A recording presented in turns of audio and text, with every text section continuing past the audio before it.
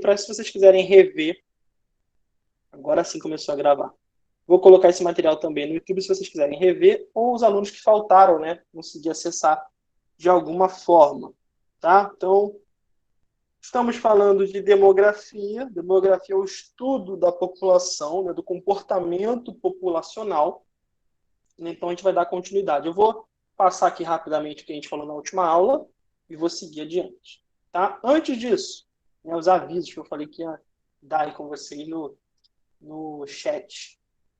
Aqueles alunos que não estão conseguindo ver a aula presencialmente aqui, é importante que assista lá no YouTube. E eu consigo ver a quantidade de pessoas que estão assistindo no YouTube, ela é significativamente pequena. Tá? Se a gente comparar aí a quantidade de alunos que nós temos, aqui a gente tem 3 turmas, né? 2005, 2006, acho que são até mais. 2005, 2006, 2008 e 2009. Então, teríamos em torno de 100 alunos. Aqui nós temos 7 alunos e eu tenho um percentual muito pequeno acessando também isso no YouTube. Significa que a maioria de vocês não está assistindo. Então, na hora de dar a presença de vocês, isso vai ser significativo, tá? Não tem jeito. É importante, então, que vocês assistam os vídeos e que vocês façam os exercícios, né? Os exercícios que eu estou colocando lá. Eu não coloco exercício toda semana, normalmente é uma semana sim, a outra não. Então, mesmo aqueles que não conseguiram acessar, que não conseguiram ver os vídeos, é importante que vocês façam os exercícios. Mesmo aqueles que ficaram para trás, que vocês não conseguiram, né, estar presente na época, volta lá atrás, façam os exercícios, que é uma forma de comprovar que você esteve atuante durante o ano, né? Então, é uma forma de se resguardar, tá bom? Beleza? Dada essa informação, e coloque as perguntas no chat que vocês queiram que eu responda. Luiz, mas eu fiquei sem internet e não consegui assistir aqui. Eu vi pelo YouTube, eu faço todos os trabalhos. Beleza, sem problema. Eu posso usar os trabalhos de você, que você fez, como uma prova de que, olha, o Luiz estava participando das aulas sim. Tá? Uma coisa é a pessoa não participar em absoluto, e aí isso, né, pode ser cobrado depois. A gente ainda não sabe como vai acontecer essa avaliação, como vão acontecer as presenças, como vai ser a regra para estimular isso. Eu estou tentando resguardar vocês, tentando fazer com que vocês estejam protegidos. Olha, não conseguiu assistir online? Pô, viu lá no YouTube depois e fez o exercício. Tá? É isso que deveria acontecer. Tá bom? Então, estou tentando resguardar. Aqueles que estão presentes aqui, eu estou fazendo a listagem, obviamente, que estão aqui. Aqueles que estão entregando o trabalho, aparece para mim quem é que está entregando, quando entregou. Então, fica tudo registrado. Então, eu preciso que vocês se mostrem presentes de alguma forma. Mesmo que você não tenha conseguido fazer isso antes, faz isso agora. Então, tá? Tayana, como eu falei, é uma forma de eu mostrar para as pessoas que vocês estão participando da aula. Mesmo que você tenha feito depois os trabalhos, eu vou falar, ó, a Tayana estava sem acesso, conseguiu aqui, fez os trabalhos depois. Então, eu estou tentando dar a vocês maneiras de provar que, olha, estavam atuantes, estavam participantes das aulas. Isso que é importante, pelo menos nesse momento, tá? Que está tudo ainda meio confuso com relação ainda à nota, com a presença, tá? Então, se resguardem, se protejam, né? Façam o que vocês têm que fazer. O que vocês têm que fazer? Assistir as aulas e fazer os exercícios. É isso que vocês precisam fazer, tá? Então, se resguardem, se protejam, tá? Então, o conteúdo agora aí é demografia. Eu vou tentar recapitular rapidamente o que nós vimos na aula passada e vou avançar um pouquinho. Só vou pedir licença para vocês um segundo, porque eu preciso responder aqui uma pergunta que chegou para mim, que eu estava numa reunião antes da aula do terceiro ano, que é a aula antes de vocês, eu estava numa reunião, aí eu tive que sair mais cedo para chegar na aula do terceiro ano e acabou que eu deixei o pessoal lá da reunião sozinho, né? Sem resposta.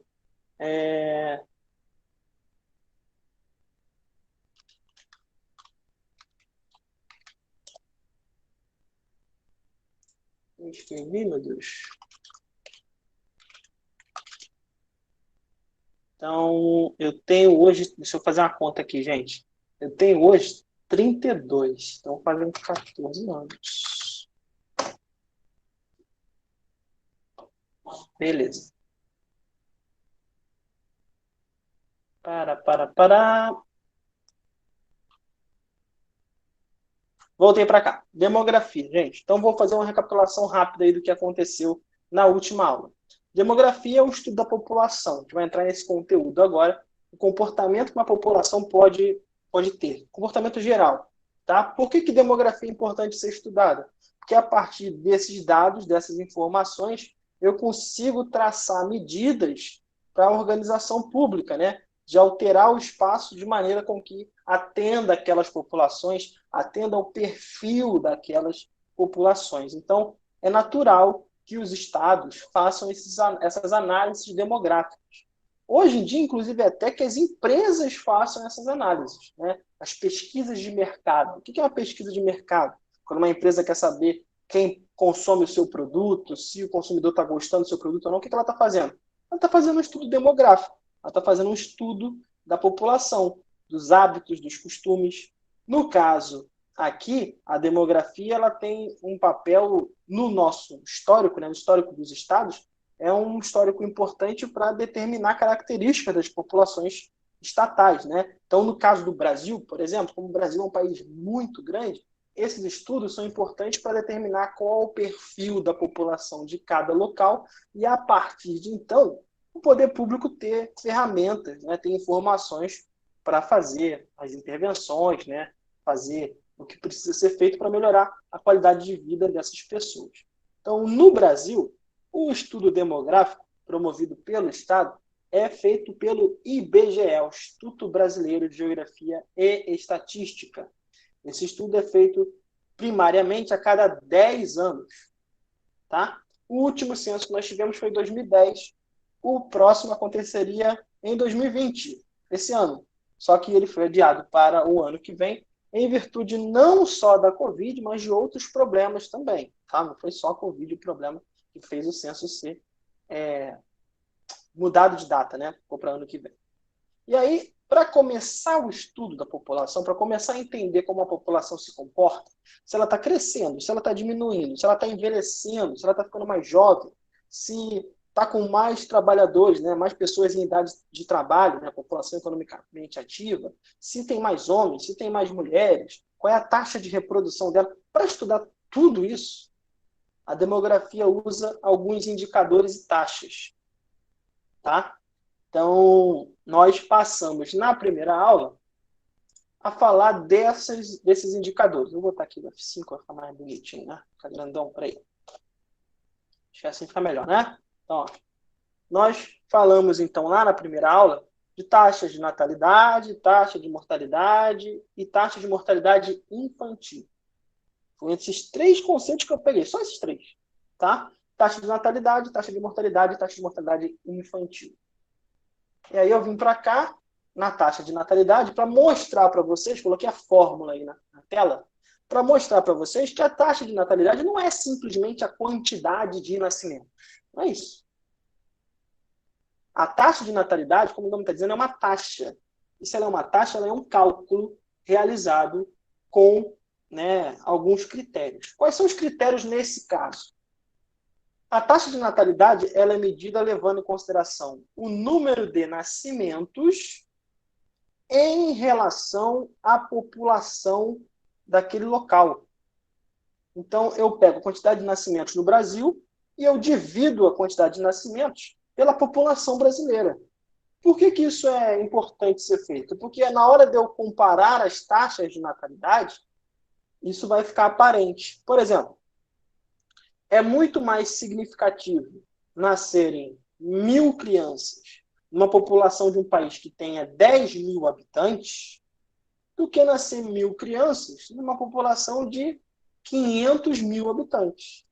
Então, eu preciso, para eu poder comparar esses indicadores, eu preciso levar em consideração não só o número de nascimentos, né, mas a população que promoveu esses nascimentos. Então, a taxa de natalidade é medida dessa forma. Ó, eu pego a natalidade, deixa eu botar aqui o apontador laser. Ó, eu pego a natalidade, divido pela população absoluta e multiplico por 1.000. Né? Ou seja, a taxa de natalidade a cada 1.000 habitantes. Normalmente ela é divulgada assim. Tá? Aqui um exemplo. Ó. Taxa de natalidade brasileira, ela vem diminuindo, ó, desde 1960 até 2016, que é aqui o último dado, ó, a quantidade de nascimentos a cada 1.000 habitantes tem diminuído, drasticamente até. Né? Nós saímos aí da casa dos 43 nascimentos a cada 1.000 habitantes para a casa dos 15. É uma redução interessante nos últimos 50 anos. Mostra, então, que nós estamos nos reproduzindo menos. A taxa de mortalidade, ela leva em consideração o mesmo cálculo. Só que, em vez de levar em consideração os nascimentos, eu levo em consideração as mortes, os óbitos. Então, eu pego a população que morreu num determinado ano e divido pela população absoluta daquele local, quantidade de pessoas. No nosso caso aqui, também tivemos uma queda da taxa de mortalidade, né? Tem morrido menos pessoas a cada 1.000 habitantes. Então, a taxa de mortalidade tem diminuído também. Nós temos aí na casa dos 6 mortes a cada 1.000 habitantes. Ou seja, se você fizer uma análise direta aí, ó, pegar a taxa de natalidade, que é na casa dos 15, nascem 15 pessoas, nascem 15 crianças a cada 1.000 habitantes. E eu pegar uma outra relação em que morrem 6 pessoas a cada 1.000 habitantes, eu tenho aí uma comparação direta. Nesse caso, a nossa população está crescendo. Né? Nascem mais pessoas proporcionalmente do que morrem. Então, a população tende a crescer ainda. Né? Entenderam essa relação? Coloca aí no chat para mim. Isso foi o que a gente viu na aula passada. Tá? A taxa de natalidade e a taxa de mortalidade. Só. Ficou tranquilo até aqui?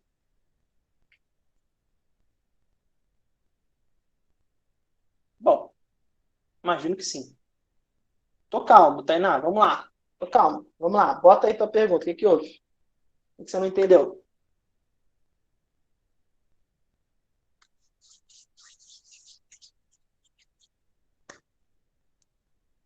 Tainá está escrevendo ainda ou não está? Enfim, vai escrevendo aí, Tainá. Depois eu retomo. Ah, tá. Então, esse gráfico aqui, ele vai até 2016. Então, eu não falei nem desse ano, nem do ano passado. Eu parei aqui em 2016. Tá? Porque, como eu peguei dados da mesma fonte, eu quis usar a mesma fonte de dados, né? Fonte aqui, ó, Banco Mundial. Peguei informações desses dois lugares, desse local, né? Tanto para natalidade quanto para mortalidade. E a informação mais atualizada foi 2016, tá? Não, esses dados saem anualmente, tá? Se você colocar no Google aí, taxa de natalidade Brasil 2019, vai aparecer para você a taxa de natalidade.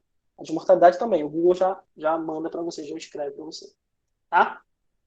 Eles saem anualmente. A de 2020 ainda não tem, né? Porque o ano não acabou, mas já existe o proporcional. Se comparado até agosto do ano passado, você já vai ter uma proporção. Quem faz esse cálculo? No Brasil, o responsável por fazer esse levantamento, principalmente é o IBGE, mas nada impede de uma outra instituição fazer. Nesse caso aqui foi o Banco Mundial. Tá? Mas, no Brasil, o órgão governamental responsável por fazer isso é o Instituto Brasileiro de Geografia e Estatística, IBGE. Trouxe aqui, ó, uma variação da taxa de mortalidade, que é a de mortalidade infantil. Essa você já deve ter ouvido falar. Né? Como é que é a taxa de mortalidade infantil? A taxa de mortalidade infantil ela vai levar em consideração o número de crianças mortas entre 0 e 1 ano de idade. E vai calcular esse número de mortes em relação àquelas crianças que nasceram vivas naquele ano. Então, ela vai pegar os nascimentos, todos os nascimentos que aconteceram naquele ano, e vai fazer uma relação com a quantidade de crianças que morreram entre 0 e 1 ano de idade. Tá? Então, a taxa de mortalidade infantil ela leva em consideração um aspecto um pouquinho diferente. Né? Ela é ligeiramente diferente.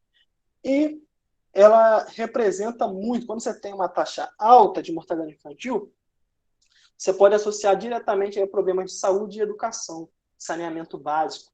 Porque a mortalidade infantil pode ser evitada de acordo com alguns comportamentos simples. Então, quando essa taxa está muito alta, significa que esse local, ou que esse país, ou que esse município, ou que esse estado, ele não está conseguindo alcançar medidas simples de saúde, de segurança, tá? De saneamento. Então, é nesse sentido que essas taxas podem ajudar a tomada de decisões. Eu trouxe aqui a taxa de mortalidade infantil no Brasil, também até 2016. Então, perceba que a taxa vem diminuindo, né? Ela ainda é alta, aí, na casa dos 14, né? Ela ainda tá alta, está relativamente alta. Tá? Se a gente pegar a média mundial, aí, ó, em 2010, que vai até 2016, né?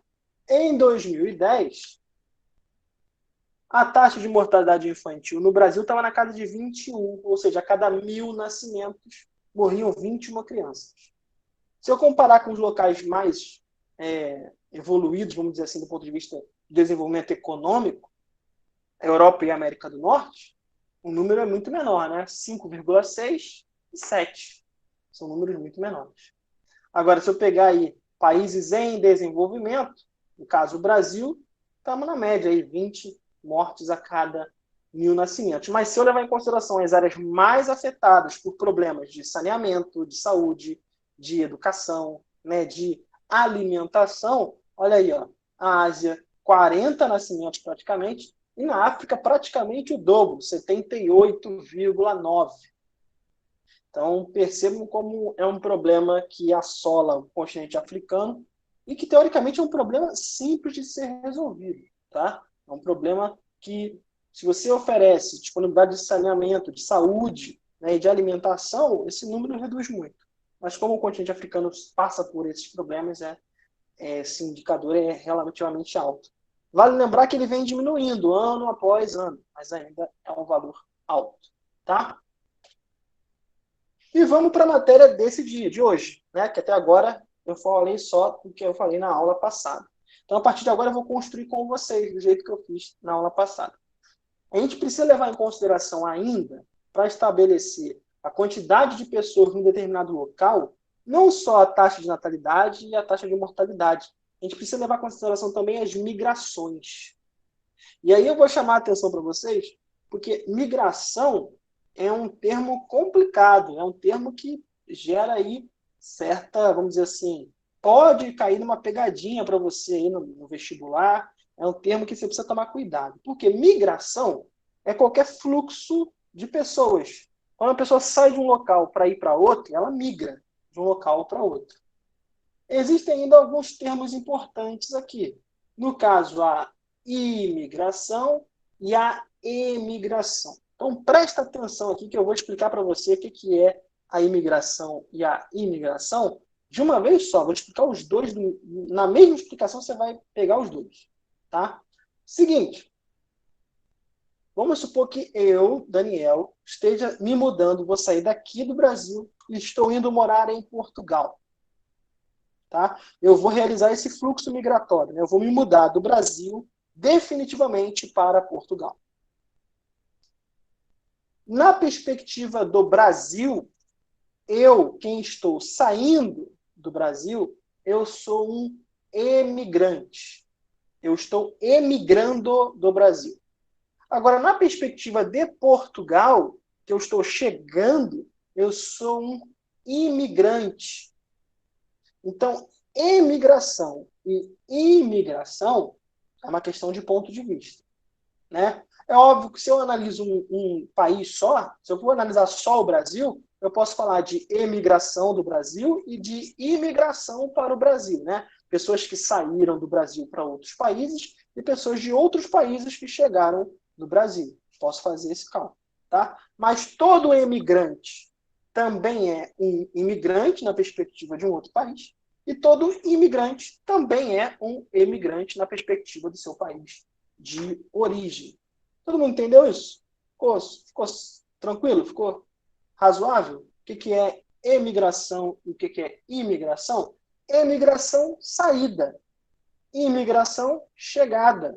Então, eu preciso levar em consideração para saber o comportamento geral de uma população, se ela está crescendo, se ela está diminuindo, eu preciso levar em consideração também não só quem nasce e quem morre, mas também quem chega e quem sai.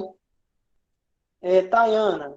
Então, emigração, eu perdi aqui. Emigração é para morar fora do Brasil.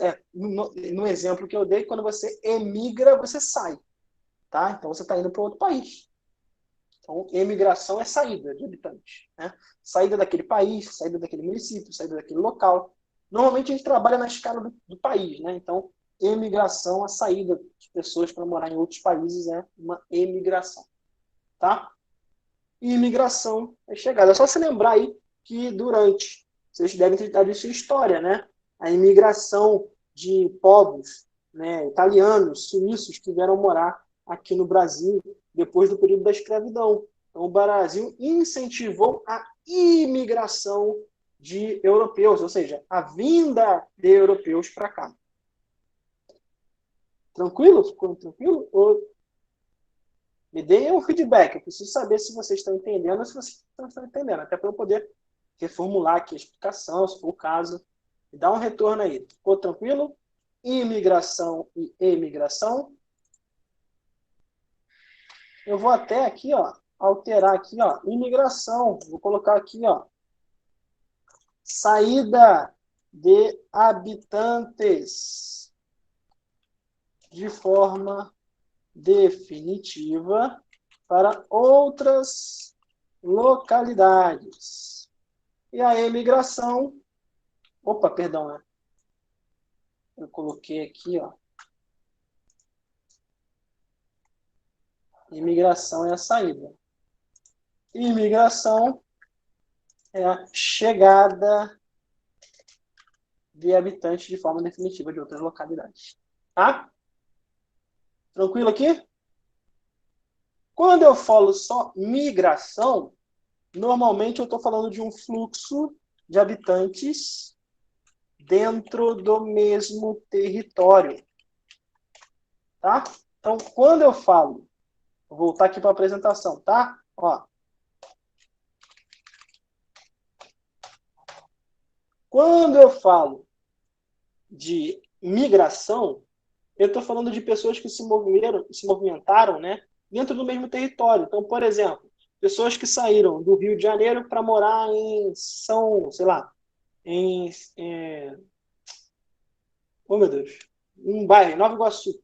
Então, saíram do município do Rio de Janeiro e migraram para Nova Iguaçu. Isso é uma migração. Aconteceu dentro do mesmo território, né? Eles não saíram de um território ou não chegaram de outro território. O fluxo aconteceu dentro do mesmo território, tá? Dentro do mesmo estado, nesse caso. Perfeito, isso aí, Tainá. Tá? Então, migração, quando eu falar em migração, pensa no movimento interno, tá? Movimento da população interna. Por exemplo, durante os anos de 60 e 70, houve um forte fluxo migratório de pessoas da região Nordeste para a região Sudeste. Então, isso não é uma emigração, porque essa população não foi para outro país, não é uma imigração, porque essas pessoas não são de outros países. Esse movimento aconteceu dentro do Brasil. Então, é um fluxo migratório. Tá? Então, normalmente as palavras são utilizadas dessa forma. Tá? Migração, quando é um fluxo dentro do mesmo território, emigração e imigração. Tá? Então, normalmente as palavras são usadas desta forma. Mas migração, quando você fala de fluxos migratórios, você está englobando tudo no final das contas, tá? Então, migrações, fluxos migratórios, estou levando em consideração tudo isso aqui, tá? Mas quando eu falo imigração, é essa categoria. Quando eu falo emigração, é essa categoria. Quando eu falo migração somente, normalmente eu estou levando em consideração fluxos de habitantes dentro do mesmo território, tá? Agora, quando eu falo fluxos migratórios em geral, estou levando tudo em consideração. E aí eu pergunto para vocês, né? O que leva uma pessoa a migrar? O que leva uma pessoa a mudar de local? O que leva uma pessoa a sair do local dela de origem e ir para outro local, sendo que esse local pode ser dentro do mesmo território ou em outro país? O que leva uma pessoa a migrar? Qual é a função, qual é o intuito dessas pessoas em migrar? Me responde aí, por favor. Alguém? Alguém? Noliuma? Emerson colocou ali, trabalho? Boa, pode ser trabalho, tá? Teu pai mora no Rio e sua mãe mora em São Paulo. E aí, como é que funciona? Você vem para cá, você vai para lá de vez em quando. Você promove, então você migra aí. Como a gente não está falando, quando a gente fala de fluxo migratório, a gente normalmente leva em consideração um movimento definitivo, tá? Não é uma viagem simplesmente. Ah, você vai passar um tempo com a sua mãe e volta, passa um tempo com o seu pai. Você não está migrando, né? Você está fazendo um fluxo pendular ali, né? Um fluxo o espaço de tempo é curto. Normalmente a migração, o tempo dela é maior, né? A mudança ela se dá em definitivo. E a Tamires colocou ali uma qualidade de vida melhor, perfeito. A ideia de mudar é buscar uma melhor qualidade de vida. E aí eu botei aqui embaixo, ó, dois tópicos aqui, ó, migração forçada e migração intencional. Esse conceito de migração forçada, ele vem aparecendo muito em questões de vestibular, aparecendo muito, inclusive, nas reportagens, né? Tem acontecido muito a migração forçada no mundo. O que é essa migração forçada? A migração forçada é aquela onde ou a pessoa migra, ou seja, ou essa pessoa sai do local de onde ela está, ou ela está correndo risco de vida. Ou seja, o objetivo do fluxo dela, o objetivo da movimentação dela, é um objetivo que está associado à existência dela. A existência dela está ameaçada no local de origem. Então, a migração forçada acontece por causa de guerra, atentados terroristas, perseguições políticas, acidentes geográficos. Então, todos esses eventos podem promover migrações forçadas. Por exemplo, a guerra no Líbano, que faz com que libaneses tentem fugir do Líbano para não vivenciar a guerra. É uma migração forçada. Essa migração ela não está com base numa intenção prévia e planejada de mudar de vida por causa de uma melhor qualidade de vida. Não. Ou essa pessoa sai dali, ou ela está sujeita a sua vida está propriamente em risco. Então, a migração forçada é aquela que acontece devido a essa necessidade. A pessoa migra por causa de uma necessidade de vida. Já a migração intencional, né, ela é feita com base no planejamento prévio, de buscar melhores condições de vida em outros países. Né? Por exemplo, a vinda dos europeus para cá, para o Brasil, lá durante, né, o século XX, né, o início do século XX, aconteceu por causa de uma migração intencional. Eles vieram para cá em busca de melhores condições de vida. Eles não vieram para cá porque a vida deles estava ameaçada lá, eles iam morrer. Né? Eles vieram para cá em busca de melhores condições de vida. É diferente quando você tem uma migração, por exemplo, aí, que acontece muito lá no Oriente Médio, em direção à Europa. As pessoas estão saindo do Oriente Médio por causa dos conflitos que estão acontecendo lá e estão se movendo para a Europa. Então, esse tipo de migração é uma migração diferenciada. Ficou tranquilo aqui a diferença entre migração forçada e migração intencional, né, o planejado? Ficou tranquilo aqui? Conseguiram entender essa diferença? A diferença está no objetivo, né? No motivo, perdão. O motivo do fluxo é diferente, né? Então, vou escrever aqui com vocês também, ó. Eita. O motivo do fluxo é... Opa, deixa eu tirar aqui o cabo que está na minha frente. Uma questão relacionada à vida. A vida do migrante está ameaçada no local de origem.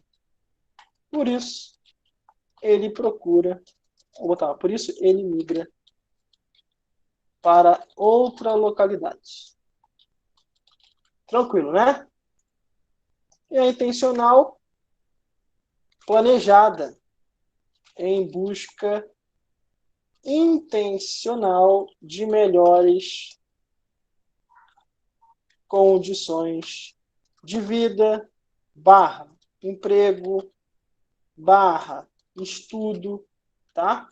Então, podem ter motivos variados. Deixa eu aumentar essa letra aqui.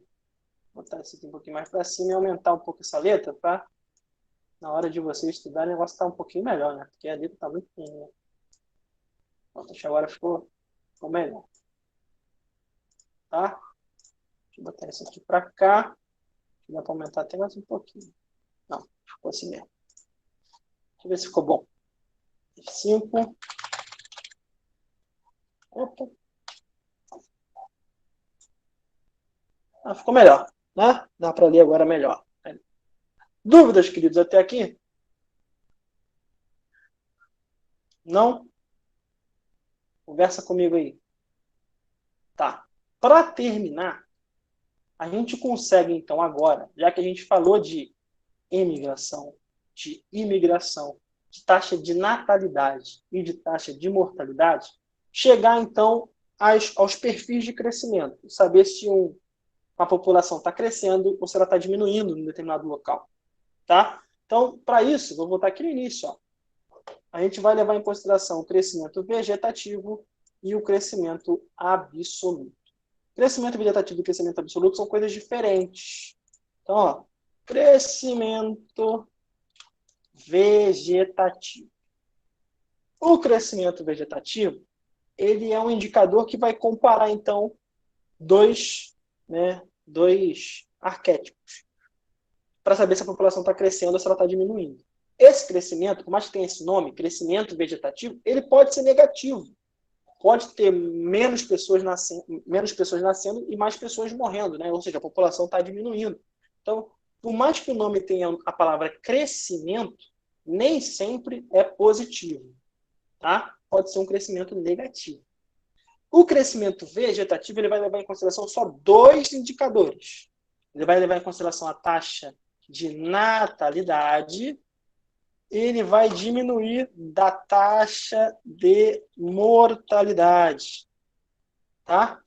Então, o crescimento vegetativo, ele leva em consideração só isso.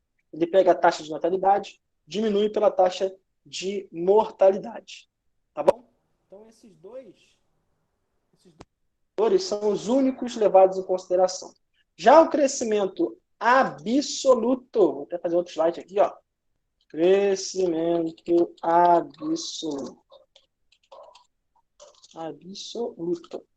Ele vai levar em consideração esses dois indicadores aqui, porém, ele vai levar em consideração também a emigração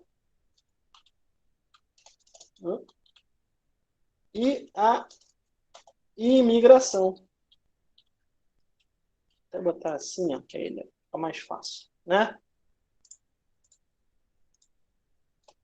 Então, enquanto o crescimento vegetativo leva em consideração só dois arquétipos, o crescimento absoluto ele vai levar em consideração tudo. É só você pensar o seguinte, acho que fica mais fácil. Crescimento vegetativo. A palavra vegetativo lembra o quê? Vegetal, né? Planta, não é isso? Planta se mexe? Se move? Não. A planta nasce ou ela morre. Então, no crescimento vegetativo, eu só levo em consideração a quantidade de nascimentos e a quantidade de mortes a cada 1.000 habitantes. Agora, quando eu levo em consideração o crescimento absoluto, eu vou levar em consideração, então, a taxa de nascimentos, a taxa de mortalidade, vou levar em consideração também quem está emigrando e vou levar em consideração também quem está imigrando. Então, as taxas de crescimento vegetativo e de crescimento absoluto podem ser bastante diferentes. Por exemplo, se eu pegar alguns países europeus, a taxa de crescimento vegetativo tende a ser negativa. Tem menos nascimentos. Né? Os nascimentos são muito poucos. Nascem poucas pessoas e morrem até mais pessoas do que nascem. Então, alguns países europeus, inclusive, mostram aí taxa de crescimento vegetativo negativo. Porém, eles possuem uma alta taxa de imigração. Muitas pessoas vão para países europeus para viver lá, para morar lá, para trabalhar lá, para estudar. Ou seja, a taxa de crescimento absoluto da população ela pode não ser negativa, então. Porque ela está, além de levar em consideração os nascimentos e as mortes, esse país está recebendo muita gente de fora, o que faz com que a população presente nesse país se mantenha estável, por exemplo. Então, são duas maneiras diferentes de eu levar em consideração o crescimento de uma população. No nosso caso Brasil, Brasolis aqui. As emigrações e as imigrações são pouquíssimo significativas. Elas quase não interferem no cálculo, tá? Poucas pessoas saem, poucas pessoas chegam, então é praticamente irrelevante essa taxa, tá? Para calcular o crescimento ou a diminuição da população brasileira, tá bom? Então, no nosso caso, esses dois indicadores são pouco significativos. Isso não quer dizer que nos outros casos também sejam, né? Para alguns países, inclusive, eles são dados muito significativos. Mas para nós, neca de pitibiritas. Beleza? Alguma dúvida até aqui, crianças? Fala comigo aí, pelo amor de Deus. Não? Suave? Suave, Tainá, Vitória, Emerson. Suave. Lidiane também, tranquilo. Então, gente, ó, eu vou fazer o seguinte. Eu vou parar a gravação aqui agora, para não ficar muito grande. Cadê, meu Deus? Perdi onde está. Aqui. Achei. Vou parar a apresentação aqui, para a apresentação não ficar muito grande. E vou interromper a gravação